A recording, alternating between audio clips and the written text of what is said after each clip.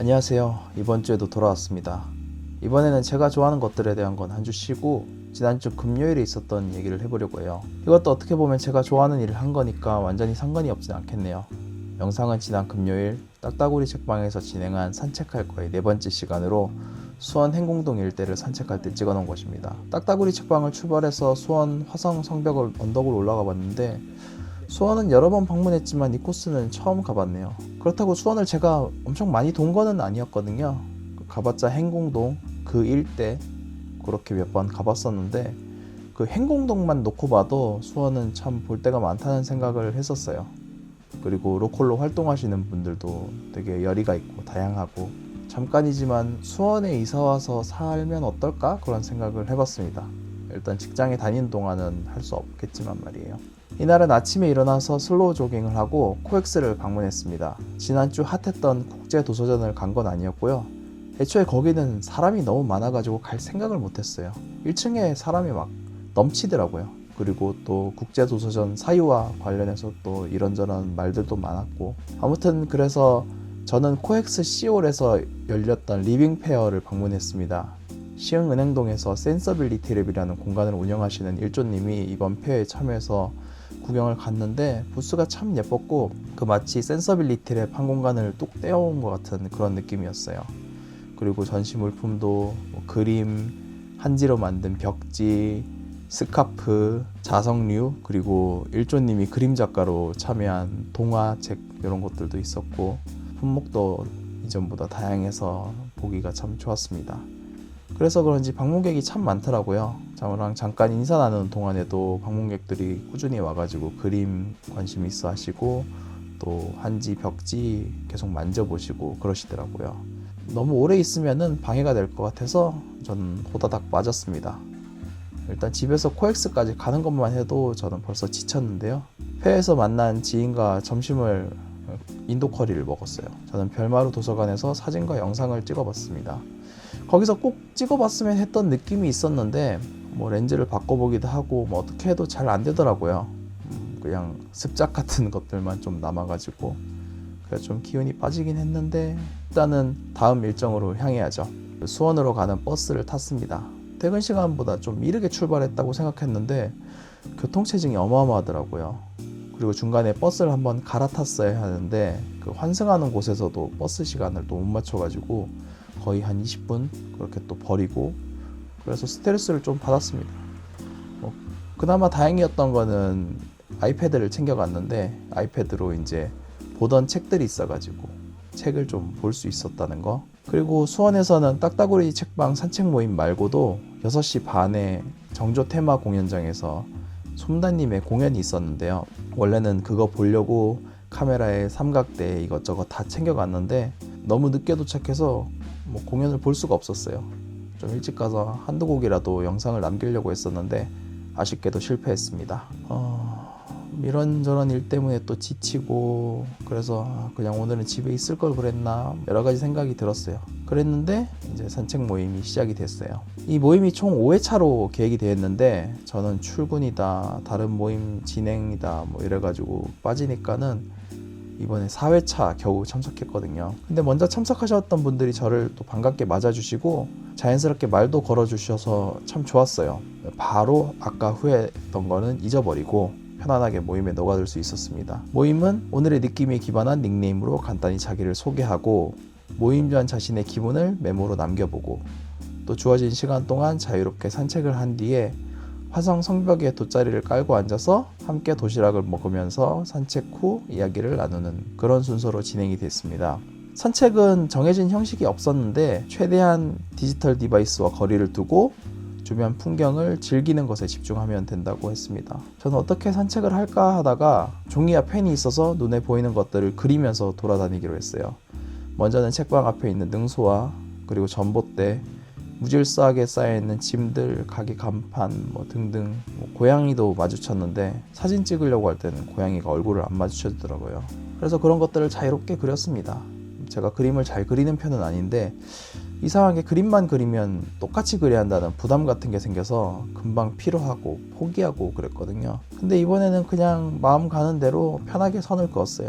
좀 틀리면 틀린 대로 그렇게 했는데, 그러다 보니까 몇몇 그림들은 제가 이거 뭐 그렸어요 하고 설명을 해주지 않으면 뭔지 잘 모르겠지만 무슨 상관인가요? 제가 알아보면 되죠. 굳이 산책할 때 아쉬운 점을 생각해 보면은, 산책할 때 렌즈를 수동달 렌즈 하나만 끼워갔는데 제가 그 렌즈를 또 잘 써보질 않아서 초점을 잡기가 좀 어렵더라고요. 그래서 그때 찍은 사진 중에 초점이 나가 있는 게 좀 많았습니다. 그것도 추억이라면 추억이죠. 그렇게 해서 약 30분 동안 산책을 하고 저희가 다시 모인 곳은 수원 화성 봉돈이라는 곳인데, 그 봉화를 올려 다른 성과 신호를 주고받던 곳이더라고요. 거기 앞에 잔디밭에 돗자리를 펴고 도시락을 먹었습니다. 도시락은 남수님이 준비해 주셨는데 오리고기, 소세지, 오이 샐러드, 버섯 파스타 등등 다양한 음식을 가져오셨더라고요. 또 모임에 참여한 분들도 자유롭게 음식을 준비해 왔는데, 이날 별명으로 군채를 선택하신 분은 피자를 구워오셨고, 패치님은 얼그레이와 초콜릿 쿠키를 만들어 오셨습니다. 그 외에 꽈배기나 자두를 사오신 분도 계셨어요. 저는 모임 시간에 급하게 맞춰오느라 근처 시장에서 자두만 한 봉지 사왔는데, 사장님이 자두가 단데 좀 물러요 하는 거를 귀 기울여 들었어야 했어요. 왜냐면은 진짜 자두가 물러가지고 먹으려고 이제 봉지를 여니까는 몇 개가 이미 해체가 돼 있더라고요. 근데 다행히 달긴 했어요. 그래서 너덜너덜해진 자두는 제가 맛있게 먹었습니다. 도시락 음식들이 진짜 하나같이 다 맛있어서 정말 즐겁게 먹었고, 처음 보는 사람들과 같이 밥을 먹는데도 어색함이 없이 자연스러워서 참 좋았어요. 아까도 얘기했듯이 어떻게 보면 제가 나중에 참석해서 다들 어색해 하실 수도 있었는데, 마치 여러 번 같이 인사를 했던 것처럼 다들 친절하게 맞아주시고 또 이런저런 질문도 해주시고, 그래서 나름 감동이었습니다. 그리고 나서는 산책 후기를 나누는 시간이었는데, 어쩌다 보니 제 개인적인 이야기들을 많이 풀어놓게 됐어요. 처음 보는 사람들에게 제 개인적인 이야기를 하는 것도 희귀한 경험이었지만, 그 이야기를 귀 기울여 들어주는 사람들을 만나는 것 또한 흔치 않은 일인 것 같아요. 그래서 제가 했던 개인적인 이야기는 별로 유쾌한 건 아니었는데, 그래도 다들 궁금해 하시기도 하고 지금은 좀 괜찮아진 거긴 해서 대략적으로 간단하게만 이야기를 했습니다. 나중에 유튜브에서도 얘기할 때가 오겠죠. 굳이 해야 되나? 누가 관심이 있을까? 이런 생각이 좀 들기는 하는데, 그래도 나중에 제가 하고 싶을 때 한번 해볼게요. 그리고 또 다른 분은 지금 하고 있는 연애에 대해서 이런저런 얘기를 해주셨어요. 제가 이야기할 때는 잘 몰랐는데 그분 또 연애 얘기를 들으니까 왠지 도파민이 돌더라고요. 그래서 화성 언덕 위 풀밭에서 돗자리를 펴고 앉아서 서로 얘기를 나누는 시간 참 귀했습니다. 모임 시간이 끝나서 다시 딱따구리 책방으로 돌아와서도 남은 사람들은 계속 얘기를 했어요. 이것저것 이야기하고, 책방에 대해서도 얘기를 하고, 오늘 산책에 대해서도 얘기하고, 개인적인 것들도 이야기하고, 또 듣고, 또 얘기하고. 이 시간이 영원했으면 좋겠다는 생각을 했는데 또 집에 갈 시간이 찾아왔어요. 집이 인천인데다가 제가 차도 없으니까는, 그러면은 이제 제가 딱따구리 책방에서 수원역 가서 기차 타고 영등포 가서 1호선 타고 부평 가서 또 이렇게 가야 되거든요. 영등포에서 이제 부평 가는 1호선 막차를 타겟으로 이제 기차 시간을 잡고 도착을 했습니다. 기차 시간이 빠듯해서 진짜 책방에서부터 헐레벌떡 갔는데, 기차 출발 딱 1분 남기고 좌석에 앉았어요. 좌석에 딱 앉자마자 드는 생각은 마치 꿈에서 깬 듯한 기분이 들었습니다. 굉장히 좋은 꿈을 꾼 느낌이었어요. 근데 뭔가 악몽 꾼 것처럼 왜 이렇게 부산하고 바쁜지, 제가 좋아하는 사람들, 좋아하는 공간들을 어디 한 곳에 다 몰아넣고 싶다는 생각을 좀 했어요. 그렇게 되면은 참 좋을 텐데 말이죠. 제가 돈을 많이 벌어가지고 회사 그만두고 차 뽑고 그렇게 부지런히 돌아다녀야겠죠. 아무튼 집에 와서 그날 찍은 사진을 편집하고 그랬습니다. 끝은 좀 평범하죠. 그런데 토요일도 그렇고 다 계속 좋은 날들이 이어졌어요. 제가 제 삶이 그렇게 만족스럽다는 생각을 잘 못하는데, 그래도 지난주 주말은 돌아보면은 굉장히 마음에 드는 일들이 많았어요. 멋져. 가서 가오. 저 이쁘죠? 스파이 거울에다 스파이 딱 그린 거. 그러니까 엄청 예쁘네요. 아니, 중간에 가다 보니까는 거울에 스마일을 이렇게 붙여놨더라고요. 그래서 사진을 찍고 이러고 있었는데 옆에서 술 마시던 어떤 어르신이 멋져 그러시는 거예요. 그래서 감사합니다 그러고, 또 옆에 계신 분은 그 거울에다가 스마일 붙여놓는 거 예쁘죠? 그러시는 거예요. 예쁘다고 그렇게 얘기하고 왔어요. 행궁동 이 근처에는 참 재밌는 데도 많고 또 그러네요. 이 부분 되게 그 재밌는 경험이었어서 이 부분만 좀 따로 떼서 보여드렸어요. 그래서 토요일도 낮에는 그 숙대 입구 근처에 어썸그라운드라는 재즈바에서 프리마켓이 열렸는데요. 거기서 솜다님이 인형을 쉐이커로 재취업시키는 그런 셀러로 나가셨더라고요. 그래서 저도 가서 핑구 쉐이커 하나 장만해왔고요.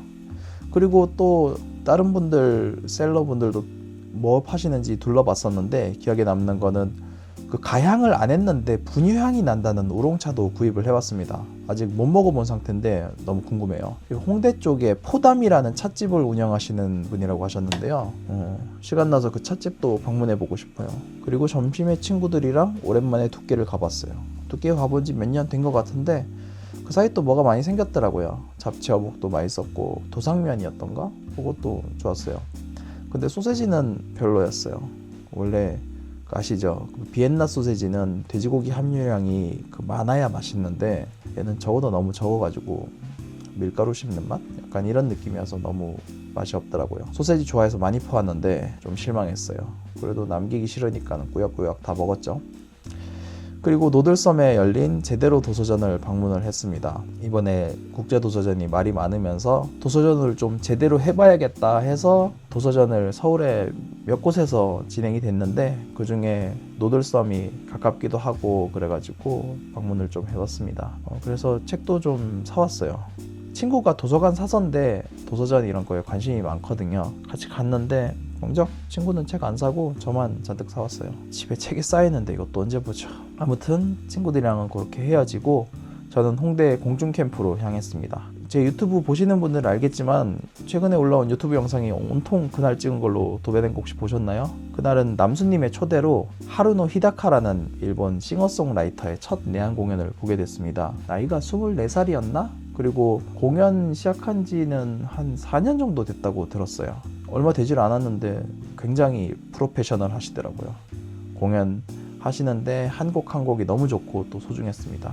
특히 히다카상의 노래는 제가 제미나이를 굴려서 번역까지 달아뒀으니까는 다른 영상 시간 되신다면 꼭 봐주세요. 추천하는 노래는 다 좋은데 일기라는 곡이랑 봄의 몸이라는 곡이 제일 인상 깊었어요. 그 일기는 히다카상의 나레이션으로 시작하는데 교토의 카와강을 소재로 쓴 일기로 만들었더라고요. 되게 인상 깊었어요. 그리고 또 봄의 몸은 히다카상의 파워풀한 보이스를 느낄 수가 있었어요. 제가 레코딩이 서툴러서 현장의 느낌을 진짜 반의 반도 못 담은 게 많이 아쉬운데 그래도 영상 통해서 조금이나마 그 느낌을 느낄 수 있으면 좋겠어요. 남수님 노래도 제가 듣기 평가하면서 자막을 달아두었는데요. 남수님의 허스키한 보이스랑 또 아름다운 가사들 곡이랑 너무 잘 어울려가지고 공연이 정말 재밌었습니다. 이날도 끝나고 뒤풀이가 있어가지고 저도 꼈는데 그동안 듀오링고로 일본어를 한 보람이 있더라고요. 말을 할 때 시제는 별로 안 맞는 것 같긴 한데 그래도 단어를 대충 아니까 아주 간단하게라도 이야기를 나눌 수 있었어요. 그리고 그분도 영어를 조금 하실 줄 알아가지고 일본어 썼다가 영어 썼다가 그것도 안 되면은 번역기 해가지고 번역해서 보여주고 해서 제가 1월인가 그 홋카이도 마지막으로 다녀오면서 일본어를 배우고 싶은 열의가 다 사라졌거든요. 지쳤어요. 그랬는데 이날 기점으로 일본어를 다시 열심히 해볼까? 이런 생각이 들기 시작했습니다. 영어도 더 잘했으면 좋겠고요. 항상 드는 생각인데 외국어를 좀 잘 배워놨으면 좋겠다는 생각을 해요. 근데 뭔가 동기가 좀 미흡하고 그리고 다른 거에 대한 우선순위가 밀리다 보니까 아무래도 잘 안 되네요. 아무튼 그래서 이날도 끝까지 남아있다가 버스 막차 타고 집에 갔어요. 원래 제가 타려던 버스가 이제 2분 뒤 도착이란 거를 정정해서 확인했는데 갑자기 사라지더라고요, 버스가. 그래도 근처까지 가는 버스 타고 내려가지고 밤중에 공유자전거 타고 열심히 집에 갔습니다. 그리고 일요일은 남수님이랑 히다카상 영상 찍은 거 그냥 편집하다 보니까 하루가 다 갔더라고요. 일일이 자막 달고 또 번역기 돌려가지고 번역하고 싱크 맞추고 이러다 보니까는 하루 순식간이더라고요. 많이 피곤하긴 했는데 그래도 보람 있었어요. 그래서 그날도 슬로우 조깅 하는 날이었는데 밤 11시 거의 다 돼서 그래서 조깅을 할 수 있었어요.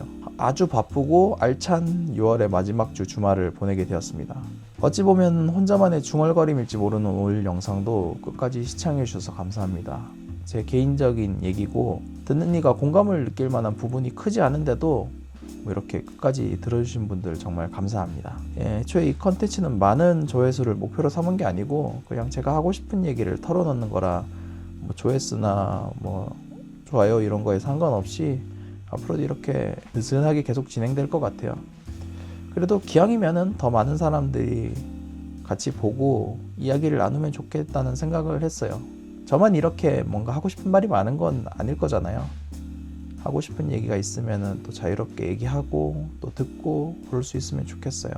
그리고 앞으로도 제가 좋아하는 것들, 제가 살아온 이야기들, 최근에 재밌게 봤던 영화, 책, 그리고 제가 좀 더 용기가 된다면은 최근에 뭐 사회 이슈들 이런 것들도 제 생각들을 잘 정리해서 올릴 수 있으면 좋겠습니다. 너무너무 심심할 때, 뭐 또 세상에 혼자라는 생각이 들 때 오늘처럼 영상을 들어주시면 정말 고맙겠습니다. 그리고 여러분들의 이야기도 꼭 들려주세요. 저는 너무 궁금해요, 그런 게. 그래서 다음 시간에 또 뵙도록 하겠습니다. 감사합니다.